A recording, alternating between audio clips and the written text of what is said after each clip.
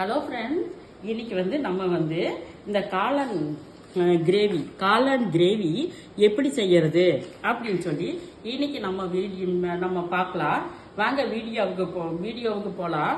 அதுக்கு முன்னாடி நம்ம சேனலை சப்ஸ்கிரைப் பண்ணாதவங்க எல்லாமே சப்ஸ்கிரைப் பண்ணுங்க. வாங்க எப்படி கிரேவி பண்றதுன்னு சொல்லி நான் உங்களுக்கு இன்னைக்கு காட்ட போறேன். இப்போ நான் மிளகு ஒரு பெரிய ஸ்பூன்ல 1 பெரிய ஸ்பூன்ல இந்த சீரகம் 2 ஸ்பூன் எடுத்துருக்கிறேன். இதை நல்லா ட்ரையா நம்ம வதக்கணும். 2 ஸ்பூன் எடுத்துக்கலாம்.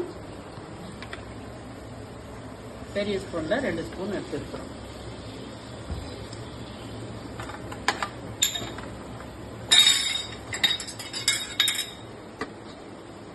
இப்ப வெங்காயத்தை போடுவோம். வெங்காயம்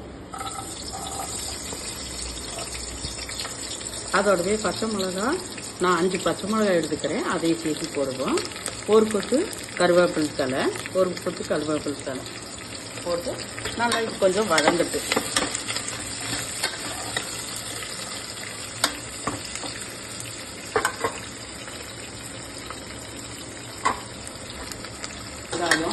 வெங்காயம் பச்சை மிளகா எல்லாமே நல்லா கொஞ்சம் செவட்ட வந்துருச்சு. இப்போ நம்ம இந்த காளானை, நான் 1 கிலோ வாங்கி வச்சிருக்கிற காளானை இதை இப்படி நம்ம போட்டுக்கலாம். இது கூடவே போட்டுட்டு உப்பு நான் 1 ஸ்பூன் உப்பு போட்டுறேன். அதோட சேர்ந்து நான் நல்லா கலக்கிடலாம்.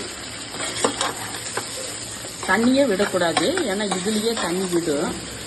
அதனால டேஸ்ட்டும் நம்மளுக்கு ரொம்ப நல்லா இருக்கும். சீரகம் மிளகு நான் வறுத்து வச்சு பொடி பண்ணி வச்சிருக்கிறத இப்படி நம்ம இதை போட்டுக்கலாம். வேற மிளகாத்தூள் எல்லாம் சேர்த்தக்கூடாது. பச்சை மிளகாய் போட்டுக்கிறதோட மஷ்ரூம் பெப்பர் ஃப்ரை. இதை சாப்பிட்டு எப்படி இருக்குது அப்படின்னு சொல்லி சொல்லுங்க. சாப்பிடுங்க. Mushroom paper fry. Paper fry वाला.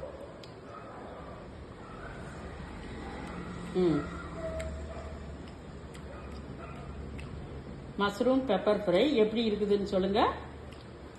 ஆஹா, ஓஹோ, பேஸ் ரொம்ப நல்லா இருக்கு. நீங்களும் ஒரு முறை செஞ்சு பாருங்க. ரொம்ப நல்லா இருக்கு காளான் பெப்பர் ஃப்ரை. சரி வாங்க போய்